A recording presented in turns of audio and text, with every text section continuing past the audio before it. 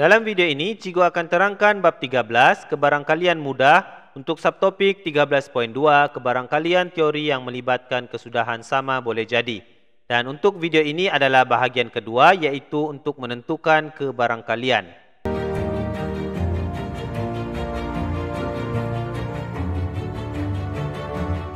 Kebarangkalian suatu eksperimen.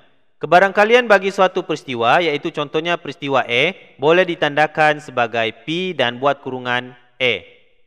Maka untuk menentukan kebarangkalian suatu peristiwa, kita boleh gunakan formula, iaitu kebarangkalian bagi suatu peristiwa A diwakili oleh P kurungan A sama dengan N kurungan A bahagi dengan N kurungan S.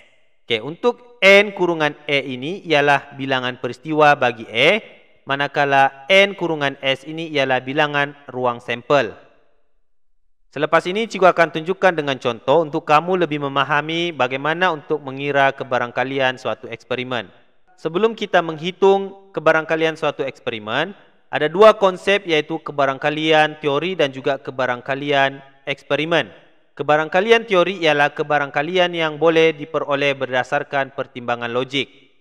Contoh satu, kebarangkalian mendapat nombor genap daripada melambung dadu sekali. Untuk kebarangkalian teori ini, berdasarkan pertimbangan logik, sekiranya kita melambungkan dadu sekali, maka terdapat kemungkinan untuk kita mendapatkan nombor 1, 2, 3, 4, 5 dan juga 6. Maka ini yang kita panggil sebagai bilangan ruang sampel. Jadi kita akan gunakan formula N untuk peristiwa A bahagi dengan N untuk bilangan sampel. Maka bilangan untuk peristiwa A iaitu mendapat nombor genap daripada melambung dadu, kita akan dapat 2, 4 dan juga 6. Iaitu bilangannya ialah 3 kali. Manakala bilangan untuk ruang sampel ada 6. Jadi kita boleh permudahkan 3/6 ini bersamaan dengan 1/2. Seterusnya untuk kebarangkalian eksperimen. Kebarangkalian eksperimen ialah kebarangkalian yang boleh diperoleh daripada bilangan cubaan dalam suatu eksperimen. Okay, jadi perbezaannya untuk kebarangkalian eksperimen dan teori. Untuk teori kita berdasarkan pertimbangan logik, manakala untuk kebarangkalian eksperimen, kita perlu melakukan eksperimen dan mencatatkan kebarangkalian berdasarkan bilangan cubaan yang kita buat. Contoh 2. Bilangan mendapat nombor genap daripada 6 kali melambung dadu ialah 4. Maka setelah kita melambung dadu sebanyak 6 kali, kita mendapat nombor genap adalah sebanyak 4 kali daripada 6 percubaan. Maka kita boleh tentukan kebarangkaliannya iaitu bilangan peristiwa mendapat nombor genap bahagi dengan bilangan cubaannya iaitu 4/6. Maka kalau kita permudahkan sama dengan 2/3. Seterusnya untuk menentukan kebarangkalian. Kebarangkalian bagi suatu peristiwa A berlaku boleh ditentukan dengan menggunakan formula kebarangkalian. Iaitu untuk peristiwa A, bilangan berlaku peristiwa A bahagi dengan bilangan ruang sampel. Sebiji apel diambil dari sebuah kotak yang mengandungi 25 biji apel hijau dan 35 biji apel merah. Hitung kebarangkalian apel berwarna hijau diambil. Maka kita akan kira dahulu berapakah jumlah bilangan apel yang terdapat di dalam sebuah kotak.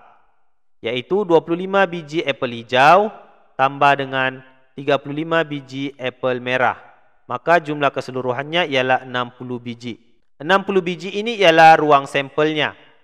Maka untuk kebarangkalian mendapat apel berwarna hijau, kita akan kira jumlah untuk apel hijau iaitu 25 biji bahagi dengan jumlah bilangan sampel iaitu jumlah bilangan apel yang terdapat di dalam kotak tersebut iaitu 60 biji.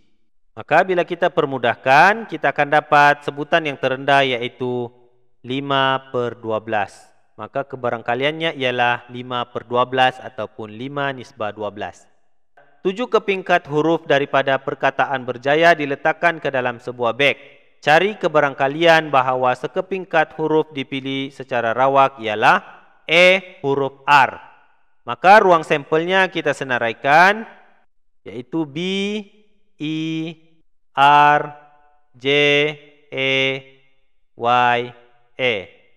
Okay, untuk soalan 4E, kebarangkalian untuk huruf R, maka kalau kita kira di sini huruf R cuma ada 1 jumlahnya, bahagi dengan jumlah sampelnya yaitu 7. Maka kebarangkaliannya ialah 1/7. Seterusnya untuk 4B, kebarangkalian untuk huruf E dipilih secara rawak. Huruf E dalam ruang sampel di sini ialah 2. Bahagikan dengan bilangan ruang sampel yaitu 7. Maka kalau kita permudahkan, jawapannya ialah 2/7. Seterusnya untuk huruf konsonan. Huruf konsonan ialah B, R, J, Y. Maka kalau kita hitung jumlah untuk huruf konsonan ada 4. Bahagikan dengan keseluruhan bilangan sampelnya yaitu 7. Maka kebarangkaliannya ialah 4/7. Oke, itu sahaja untuk penerangan bagi subtopik 13.2 ini. Cikgu harap kamu dapat memahami konsep ruang sampel dan juga menentukan kebarangkalian menggunakan formula untuk kebarangkalian dan dapat menyelesaikan masalah yang berkaitan dengan subtopik ini.